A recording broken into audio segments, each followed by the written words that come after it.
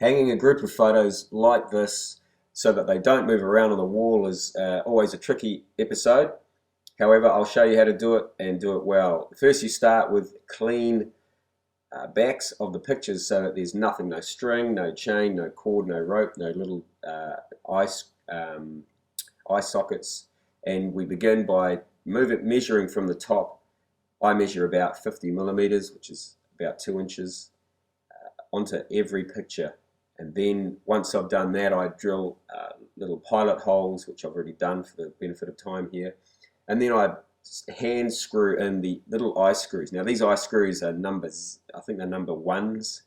They're quite small because the pictures that we're doing are relatively small, and weight is not an issue. And then as you can see, once I've got them halfway in, I finish them off with a pair of pliers because you can get a better grip and you don't ruin your manicure.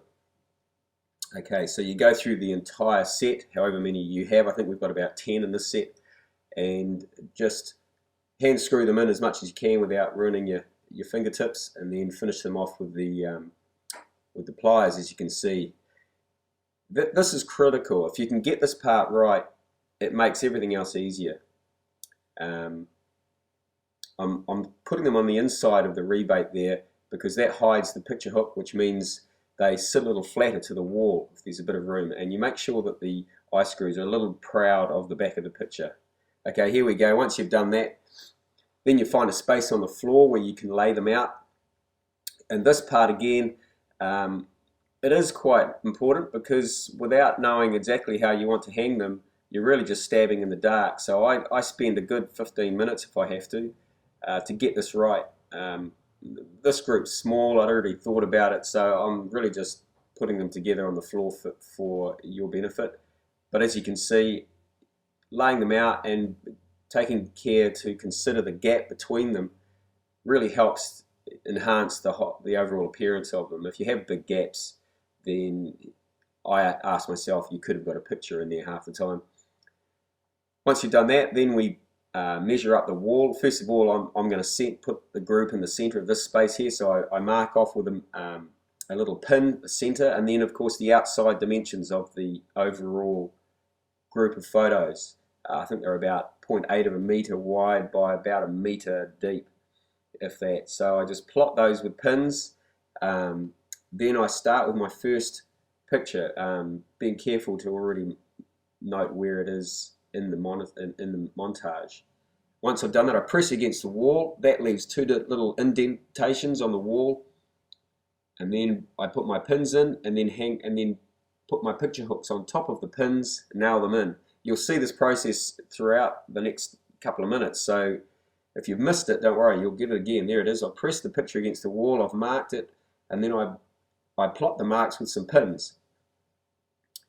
Just by pressing the picture against the wall, you watch me carefully, I'll press it, there we go, just there. It leaves exactly where you want the pins to go, and therefore you've really got your plot for the picture hooks.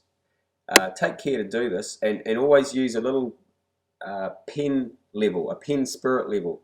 Little tiny things. It costs you $5, maybe $7 at the hardware store, and they're invaluable for this sort of work because you can't be using a huge 1 meter spirit level to do this sort of thing. Okay, so I've done probably half of them already. I've obviously sped this up for the benefit of time, so I'm whipping away here.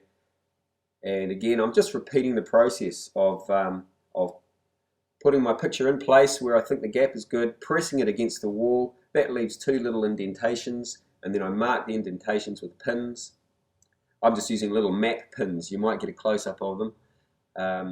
And then I sit the picture hook just simply on top of the pin and then hammer it in.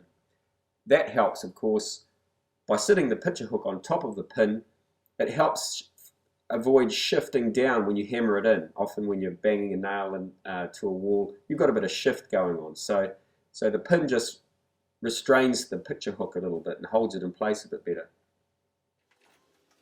So there you go. 10 pictures hung in a group. They're not going to move around. They're looking great. And hope this has been helpful. Remember, info@picturehanging.co.nz, and we'll help you out with any of your problems for hanging just about anything.